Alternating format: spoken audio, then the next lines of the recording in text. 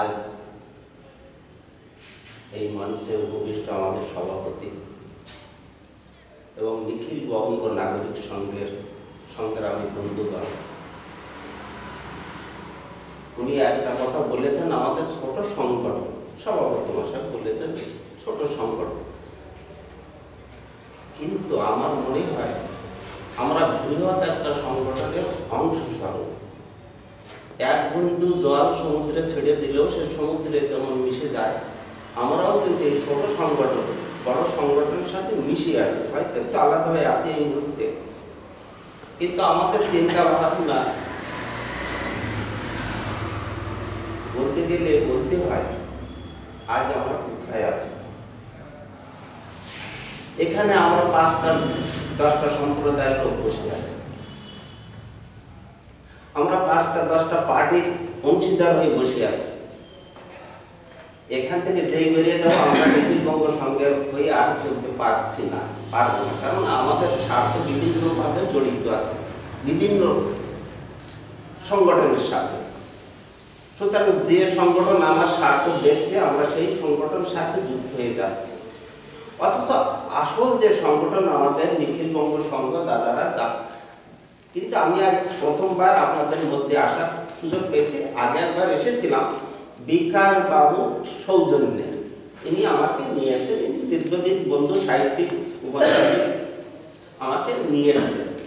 তা আমার এই মর্ম দেখা, আমি মানাপুর এইসব ক্যাম্পে ঘুরে ফিরে আসা ব্যক্তি, আমার বয়স 64 সালে আমি সেই দেশে গিয়েছি, তখন আমি ক্লাস 4-8 পড়তাম। সেই সব কথা যদি আমাকে বলতে আর চোখের জল ঝরে আসে, তবু আজকে এখানে আপনাদের মধ্যে বলার সুযোগ পেয়েছি। কিন্তু তার আগে আমি আরো একটু বলে নেব আমার অন্তর্দাহের কথা।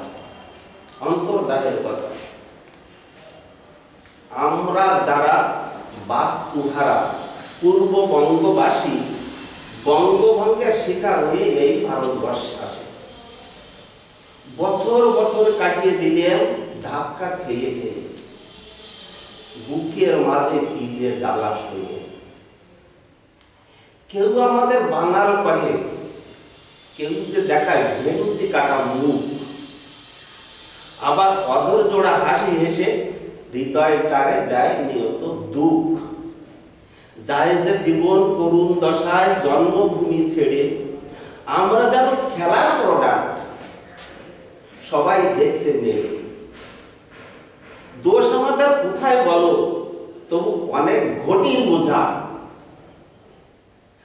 আর নয়নে দেখতে থাকে কয়না কথা সোজা। রসদ যেন পেয়ে গেছে রাজনৈতিক সব দল, বানিয়ে ভোটার চলছে খেলার সওয়াল।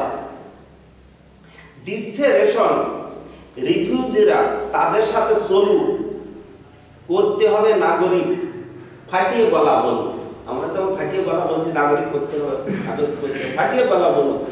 দেয় ভরসা কেন্দ্র কবু মান্যতা ঠিক পাবে, দেয় ভরসা কেন্দ্র কবু মান্যতা ঠিক পাবে। বঙ্গ সরকার পাল্টে যদি দেবে, আমরা যদি বঙ্গ সরকারকে পাল্টাই তাহলে কেন্দ্র আমাদের ভরসা দিচ্ছে তোমাদের নাগরিকত্ব দেব। শুধু এ ছলা কলার খেলা। আমরা সবাই ছন্ন ছাড়া, জোটের পাড়া নেই, জোট আমাদের নেই। সর্বহারা তবু মরা, না পরস্পর ভাই। আমরা সবাই ছন্ন ছাড়া, কিন্তু কেউ পরস্পর ভাই না। এককালে সব ক্যাম্পে ক্যাম্পে চালান হয়ে ঘুরে, শিয়াল কুকুর যেমন মরে তেমন মরা মরি। সরকার কোথাও ডুবিয়ে মারে, আবার জঙ্গলে দেয় ছেড়ে। কুরুত মানার তাবুর তলায় নেয় যে কত জীবন কেড়ে। সর্বহারার দুর্দশা জানতে চায় না কেউ, দেখতে চায় না কেমন তাদের চোখের জলে খেলছে ঢেউ। দেশ ছাড়া সব ভাইদের কাছে তাই নিবেদন করি, মরলে মরি জটবে যে সব হাতখানা সব ধরি। যদি মরি তাহলে সব জানো আমার হাতখানা ধরে সব মরি। কেউ না মোদের ভারতবাসী কয়, এখন কেউ না মোদের ভারতবাসী কয়, তাই তো মাথা নুইয়ে চলি অপমানের ভয়। আমাদের কিন্তু কেউ ভারতবাসী বলে না, কারণ নাগরিকত্ব না হলে আপনি ভারতবাসী হবেন কি করে? হ্যাঁ, তাই তো মাথা নুইয়ে চলি অপমানের ভয়। একসাথে সব আওয়াজ তোলো, চাই অধিকার চাই, ভারতবর্ষের নাগরিকত্ব ভারতবর্ষের নাগরিকত্ব আমরা যেন পাই। একসাথে আমাদের আওয়াজ যদি না তোলা যায় তাহলে নিশ্চয়ই হবে না। কিন্তু কথা আছে, আমরা নিজেদের মধ্যে সংগঠিত নেই, আমরা বিভিন্নভাবে বিভিন্ন জায়গায়।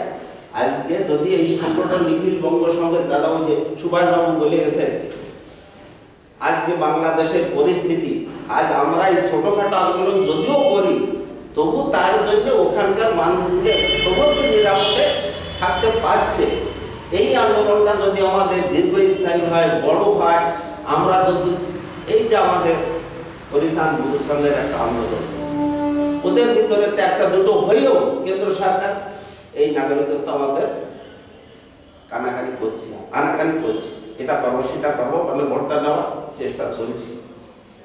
নিখিল বঙ্গ সংঘের মধ্যে যদি এমন ধরনের আমরা একটা সংগঠন, যেমন আমাদের অসীমবাবু আছেন, দাদা সুভাষদা আছেন, আপনারা সবাই আছেন, যদি চেষ্টা করেন, আমরা চেষ্টা এই এলাম, বাইরে গেলাম, সব ভুলে গেলাম। আমি যে আঘাতটা পেয়ে